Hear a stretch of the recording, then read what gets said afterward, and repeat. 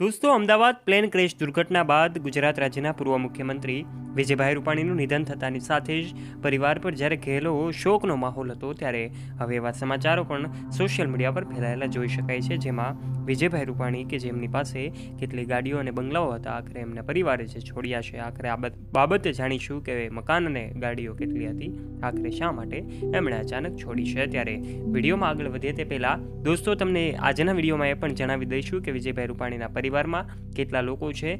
આખરે અચાનક એમના નિધન થતાની સાથે જ દીકરો અને દીકરી પણ પહોંચ્યા હતા, ક્યાં રહે છે અને શું અભ્યાસ કરે છે, એમના લગ્ન થઈ ચૂક્યા છે કે નહીં, આ તમામ બાબતો વિશે જાણવા માટે આજના વિડીયોમાં અંત સુધી બન્યા રહેજો। અને જો દોસ્તો તમે અમારી યુટ્યુબ ચેનલ ઉપર પહેલી વાર આવ્યા હોય અને અમારી ચેનલને સબસ્ક્રાઇબ ન કરી હોય તો આજે જ નીચે રહેલું બેલ આઇકન દબાવીને અમારી યુટ્યુબ ચેનલને અવશ્ય સબસ્ક્રાઇબ કરી લેવાની જવાબદારી તમારી છે।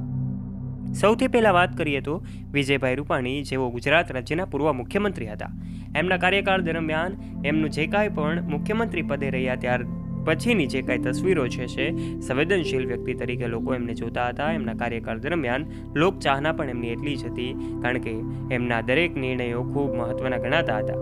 ગુજરાત રાજ્યમાં એમના મહત્ત્વના નિર્ણયોના આધારે એમનો પરિવાર પણ છે એ ખૂબ ચર્ચામાં રહેતો। ત્યારે પરિવારના સદસ્યો એમાં પણ ખાસ કરીને વાત કરવામાં આવે તો દીકરો ઋષભ રૂપાણી અમેરિકામાં રહીને અભ્યાસ કરતો હતો, તો દીકરી રાધિકા રૂપાણી જે લંડનમાં રહીને અભ્યાસ કરી રહી હતી। ત્યારે વિજયભાઈ રૂપાણી એકલા જ રાજકોટમાં રહેતા હતા। એમનું વતન જો વાત કરવામાં આવે તો એમનું રાજકોટ વતન છે, ત્યાં જ એમનો બંગલો આવેલો છે, ત્યાં રહેતા હતા। આમ તો સંપત્તિના મામલામાં ક્યારેય પણ ચોક્કસપણે કોઈ આંકડો સામે આવતો નથી, કારણ કે એક મુખ્યમંત્રીના પદ પર હોવા છતાં એમની પાસે સંપત્તિ લાખોમાં નહીં કરોડોમાં હોય છે। ત્યારે હવે એવી વાતો પણ સામે આવી રહી છે કે આખરે એમની પાસે ગાડીઓ કેટલી છે અને એમના બંગલાઓ કેટલા છે। તો દોસ્તો, તમને જણાવી દઈએ કે આખરે એમના જે બંગલાઓ છે, મકાનો છે, બે જગ્યાએ આવેલા છે। એક તો એમનું રાજકોટમાં આવેલું વતન છે, ત્યાં એમનો બંગલો આવેલો છે, જ્યાં એમનું પાર્થિવ દેહ છે એમને લઈ જવામાં આવ્યો હતો, પાર્થિવ શરીરને ફેરવવામાં આવ્યું હતું અને ત્યાં જ એમને અંતિમ સંસ્કાર આપવામાં આવ્યા હતા। આ રાજકોટ મુકામે એમનું વતન છે, ત્યાં રાજકોટમાં જ એમનો પાર્થિવ દેહ સમગ્ર લોકોના દર્શનાર્થે ખુલ્લો મૂકવામાં આવ્યો હતો। ત્યારે આ ઘરે પણ હવે તાળા લાગી શકે છે, ખૂબ સોપો પડી ગયો છે, શાંતિ છવાઈ ગઈ છે। બીજું ઘર જો વાત કરવામાં આવે તો એમનું જે ગાંધીનગરમાં સરકારી મકાન હોય છે, સરકારશ્રી દ્વારા જ્યારે એમને મકાન આપવામાં આવતું હોય ત્યારે આ ગાંધીનગરમાં એમનું એક મકાન આવેલું છે, ત્યાં પણ એમનો પરિવાર રહેતો હતો। આખરે દોસ્તો, એમની પાસે ગાડીઓ તો ઘણી બધી હોય છે, પ્રાઇવેટ ગાડીઓ પણ એટલી હોય છે અને સરકાર તરફથી મળતા વાહનો પણ એમની પાસે હોય છે, કારણ કે એક મુખ્યમંત્રી પાસે આટલી સુવિધા હોય એમાં કોઈ નવાઈની વાત નથી।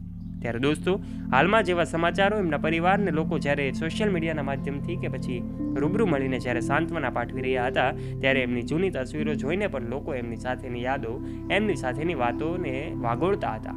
ભારતના યશસ્વી વડાપ્રધાન એટલે કે નરેન્દ્ર મોદી પણ આ વિજયભાઈ રૂપાણીના ધર્મપત્ની એવા અંજલિબેન રૂપાણીને મળીને એમને સાંત્વના પાઠવી હતી। આ સાથે સાથે અનેક લોકો, રાજકીય આગેવાનો હોય, સામાજિક આગેવાનો હોય, રાજકારણીઓ હોય, તમામ લોકો એમના પરિવારને મળતા હતા, એમને સાંત્વના પાઠવી રહ્યા હતા અને પોતાની જે વિજય રૂપાણી સાથેની યાદો છે એને તાજી કરતા હતા। એવા સમયે દોસ્તો, આજના વિડીયોમાં અમે તમને આ વિજય રૂપાણી સાથે જોડાયેલી, એમના પરિવાર સાથે જોડાયેલી એમના ગાડીઓ અને બંગલાઓની વાતો આજે અમે તમને જણાવી દીધી છે। આશા રાખીએ છીએ તમને આજના વિડીયોમાં કંઈક નવું જાણવા મળ્યું હશે, કારણ કે અચાનક વિજયભાઈ રૂપાણીના નિધન થતાની સાથે જ સમગ્ર ગુજરાત રાજ્યમાં પણ શાંતિ છવાઈ ગઈ હતી। સૌ લોકો ઘેરા શોકમાં ડૂબી ગયા હતા। ત્યારે હજુ સુધી આપે કમેન્ટ બોક્સના માધ્યમથી એમને શ્રદ્ધાંજલિ ન પાઠવી હોય તો કમેન્ટ બોક્સમાં ઓમ શાંતિ લખવાનું ચૂકતા નહીં। દોસ્તો, જો વિડીયો ગમ્યો હોય તો વિડીયોને લાઇક કરજો, તમારા દોસ્તો સાથે શેર કરજો તથા આવા ને આવા રસપ્રદ અને રોચક વિડીયોઝ માટે નીચે રહેલું બેલ આઇકન દબાવીને સબસ્ક્રાઇબ કરી લેજો અમારી યુટ્યુબ ચેનલને। ધન્યવાદ।